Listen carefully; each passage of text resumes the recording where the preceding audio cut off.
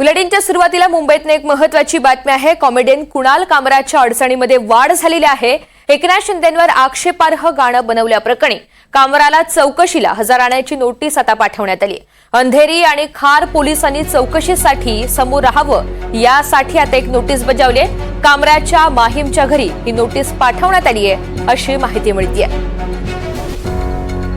या सगळ्या संदर्भात अधिकची माहिती देण्यासाठी आपल्यासोबत भाग्यश्री प्रधान आहेत। भाग्यश्री, आता पोलिसांची थेट नोटीस पोहोचलेली आहे, अधिकची काय माहिती?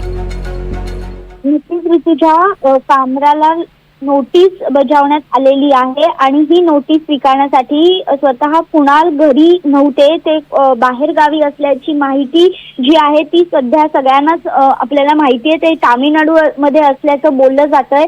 मात्र यामध्ये माहीमच्या घरी त्यांच्या वडील हजर होते आणि वडिलांकडे ही नोटीस देण्यात आलेली आहे आणि वडिलांनी त्यांच्या ही नोटीस देखील स्वीकारलेली आहे। त्यामुळे नेमकं कुणाल कामरा आता चौकशीसाठी हजर राहणार का हे बघणं महत्त्वाचं आहे। कारण ज्या वेळेला त्याची प्रतिक्रिया घेण्यासाठी फोन करत होतो त्यावेळेला काही ठिकाणहून अशी प्रतिक्रिया त्याची असल्याचं समजतंय की मी कायद्याने उत्तर देईन असं तो सांगतोय सगळ्यांना। त्यामुळे नेमकं आता तो कायद्याने कोर्टात काय उत्तर देणार कुणाल हे बघणं खूप महत्त्वाचं आहे। कारण दिवसभर जर आपण बघितलं तर ह्या प्रकरणाला एक वेगळं राजकीय वळण देखील पाहायला मिळालं। याचे पडसाद जे आहेत ते विधानसभा अधिवेशनात देखील उमटले होते।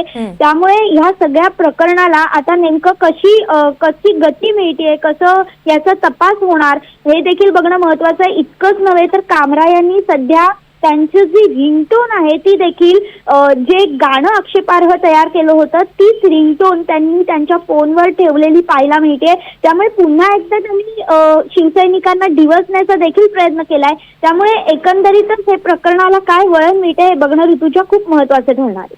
अगदी, आणि कामरा आपल्या भूमिकेवर ठाम आहे असं सुद्धा कळतंय। त्यामुळे एकंदरीतच या आता नोटीसीला कसं उत्तर दिलं जातं ते पाहणं महत्त्वाचं असेल। धन्यवाद सविस्तर माहितीसाठी।